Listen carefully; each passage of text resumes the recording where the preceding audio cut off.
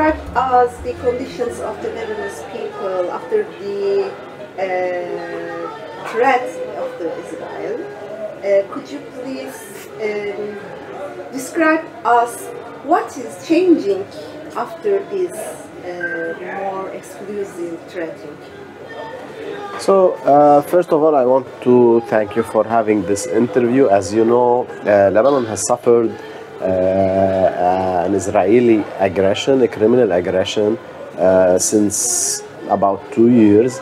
Just after their genocidal war against the Palestinian people in Gaza on October 7th, they also started attacking Lebanon.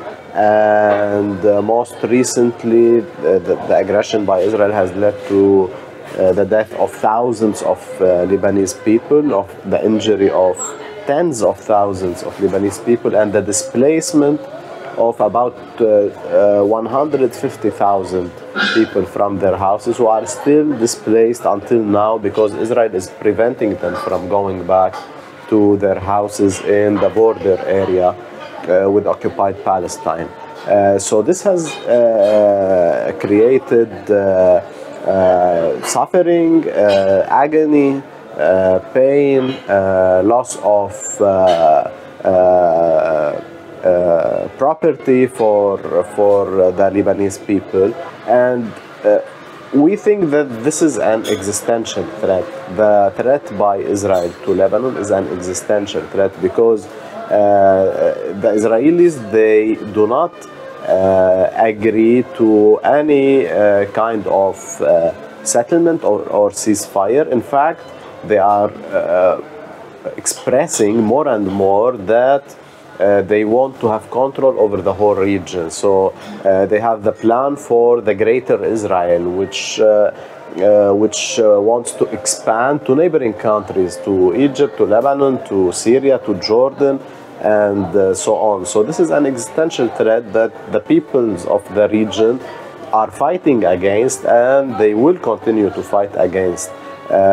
This is a state which was created on the expense of the Palestinian people, displacing the Palestinians from their lands, occupying their lands, then trying now to expand to other countries in the region. We also think that Israel creates a kind of political threat, not only to these countries, but also to the broader region, to Iran, to Turkey, to the Gulf region.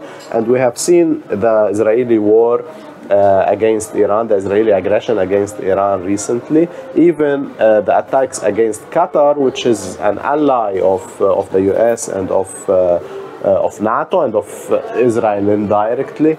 But even so, this does not provide any kind of impunity for these countries. So we think that the peoples of the region share a common enemy, a common threat. And we think that the peoples of the region, they are not fighting because they like to fight. They are fighting because they want to protect their existence, their presence in this region. What do you think about the role of Turkish government in those situations? First, I think that the Turkish people are expressing the most important forms of solidarity with Palestine and with the peoples of the region. And we think that the people of Turkey and the people of our countries share a common destiny and common interests. The Turkish government has been trying to play some political games. On one side, they say that they are supporting the Palestinian cause and they are against the Israeli plans in the region.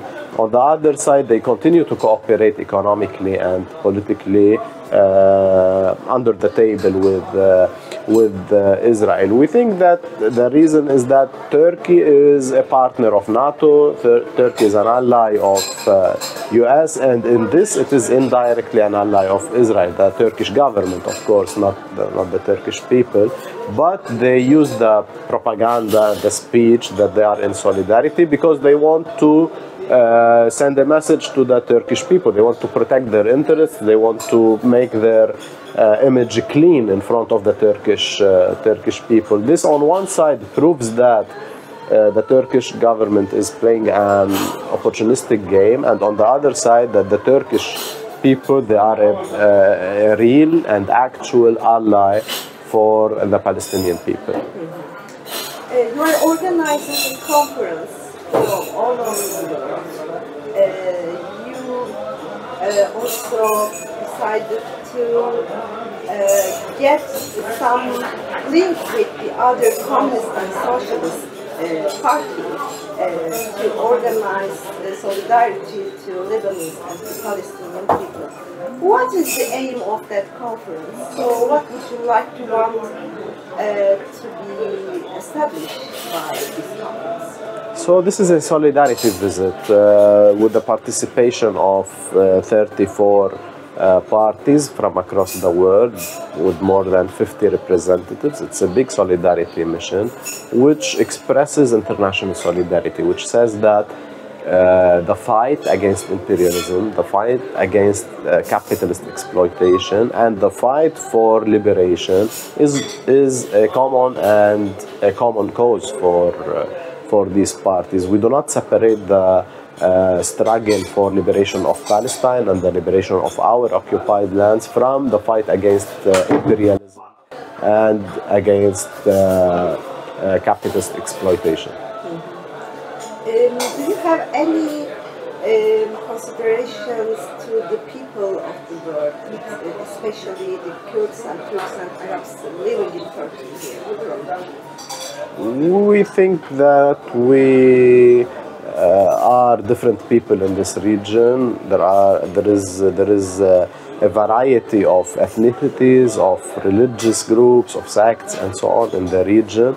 But we think that we share common interests. So our call is for all the peoples of the region is to unite for our interests and to protect our common existence in this region. We call for peaceful resolutions for all such conflicts between the peoples of the region. We are not enemies, we are sharing a common life in this region, and our enemy is exploitation, our enemy is war, our enemy is occupation. And the last one, how can we stop the genocide in Gaza as the people of this region, as the communists and the whole masses?